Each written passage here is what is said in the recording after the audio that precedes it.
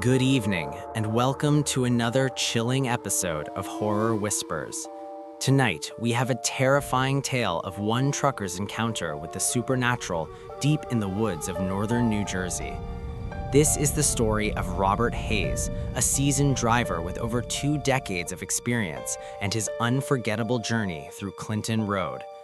But beware, what happened that night changed everything Robert knew about the road. Let's dive in. Robert Hayes had been behind the wheel for 23 years. He'd braved fierce snowstorms in the Poconos, navigated the gridlock of the Cross Bronx Expressway during rush hour, and delivered freight during a nor'easter in Boston that shut down half the state. Nothing had ever rattled him. At 51 years old, with his salt and pepper beard and hands calloused from gripping the wheel, Robert had seen it all. He thought he was immune to fear. The road was his home, his 18-wheeler an extension of himself. Every mile of Route 23, I-80, and the Garden State Parkway was etched into his muscle memory. Nothing could prepare him for what he would face on one fateful October night in 2022. It was 11:30 p.m., and Robert was parked at the Whitney Houston service area on the Garden State Parkway. He was finishing up his lukewarm coffee, bitter caffeine on his tongue, and reviewing his logbook, when his dispatcher, Carol, called. Carol was known for her no-nonsense attitude, a woman who didn't waste words. "Robert, I need you to run something up to a warehouse near Greenwood Lake. It's urgent. Clients are paying double for an overnight delivery." Carol's voice crackled through the phone. Robert sighed. It was late, but the pay was too good to pass up. He agreed, asking what the route was. "Take Route 23 north and cut over to Clinton Road to save time. Roads are clear and you'll get there faster," she instructed. Clinton Road. Robert felt a chill run down his spine. He'd heard about it before from other truckers.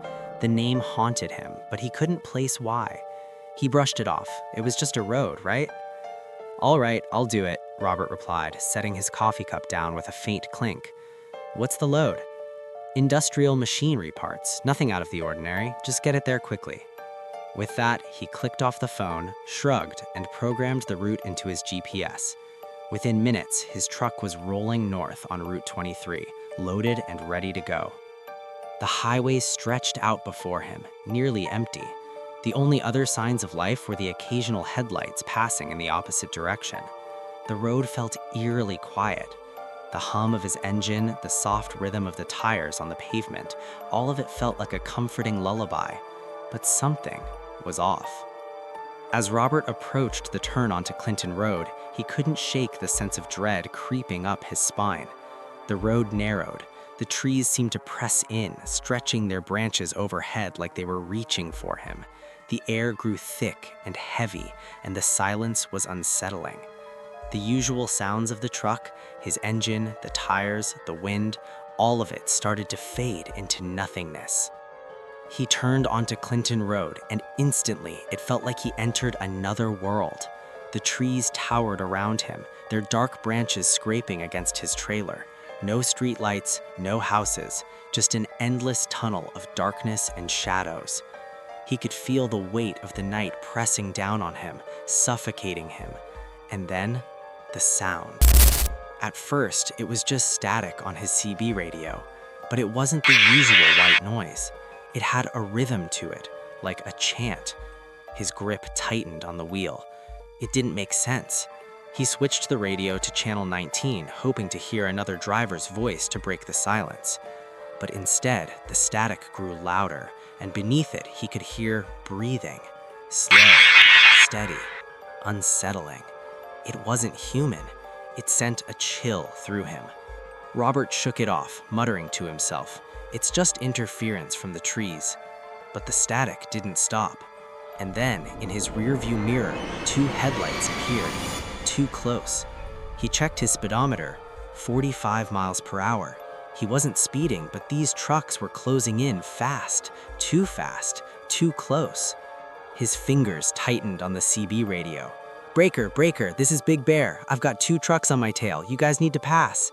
No response, just more static. And then that cold voice came through, faint but clear. "You're one of us now." Robert's blood ran cold. He looked in his mirrors. The trucks weren't passing. They were right behind him, matching his every move.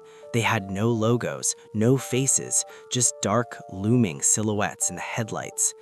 His heart raced. He slammed the accelerator, speeding up to 50 miles per hour, but the truck stayed with him, matching his every move. The static on the CB grew to a low, droning chant. It sounded like a dozen voices all speaking at once in a language he couldn't understand. The air in the truck felt thick, suffocating. He tried to focus on the road ahead, but then something ahead caught his eye. A truck, sideways, blocking the road.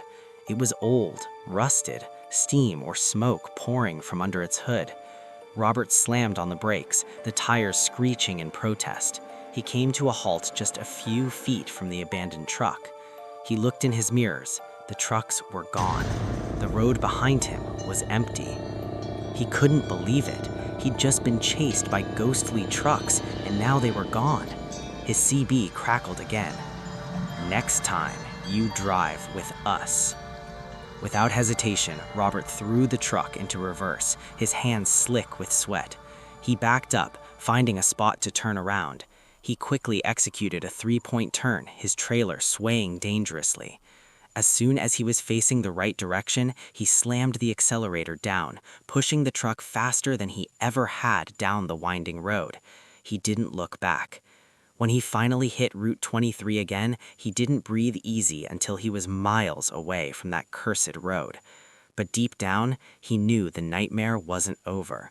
He wasn't sure if he had escaped or if the road was just letting him go. For now. The next day, Robert called Carol, his dispatcher. His voice was strained, shaken. "I'm never taking Clinton Road again. Don't route me through West Milford again, no matter what." Carol didn't ask questions. She didn't need to. She knew. Robert still drives, still hauls freight across the northeastern corridor. But now, late at night, when he's parked at a rest stop and the CB radio is quiet, he hears it. The faint, haunting voices calling to him. And he knows, deep down, that he's one of them now. And one day, the road will call him back. What do you think? Do you think Robert's experience was a ghostly encounter, or was it all in his mind? Have you ever driven on a road that gave you a strange, unnerving feeling? Let me know in the comments below.